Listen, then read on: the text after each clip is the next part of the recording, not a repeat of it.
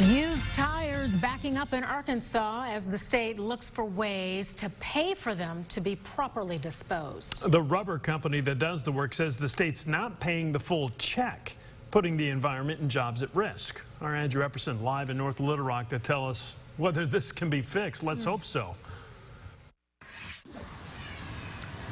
Yeah, well, Kevin, that'll depend on what the state does this month. I spoke to the owner of the rubber company that you just talked about. He says if there's no money, then there's not going to be work either.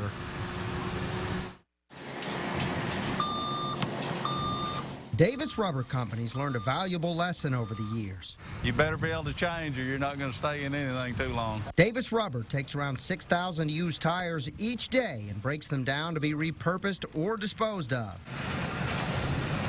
But Davis says there are no lessons that could have prepared the company for what's been happening. When they told us they only were going to be able to pay us 68% of what we're contracted to take, we said, well, we're not doing that. When you get new tires, you pay a fee. This pays the state to get rid of the old ones.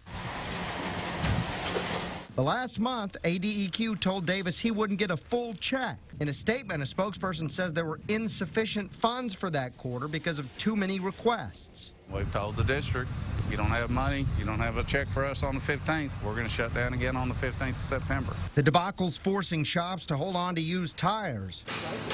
Here at Discount Tire and Brake in Little Rock, the parking lot was full of them this week.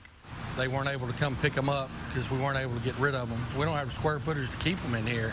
You know, I think that's when they end up, not us, but that's when they end up, you know, where they're not supposed to be. Store manager Ken Liner's talking about illegal dumping, which could harm the environment. But Davis says this is also impacting jobs. No money, no way to pay salaries. Last week we had 7 people laid off. So Davis says he hopes state leaders find a way to permanently reimburse tire disposals, because if this happens again, the company will be in trouble. We can't operate at that. We just have to close down.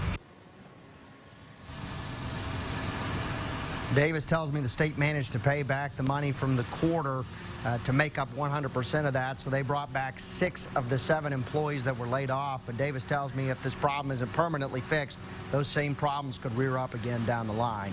Live in North Little Rock, Andrew Epperson, back to you.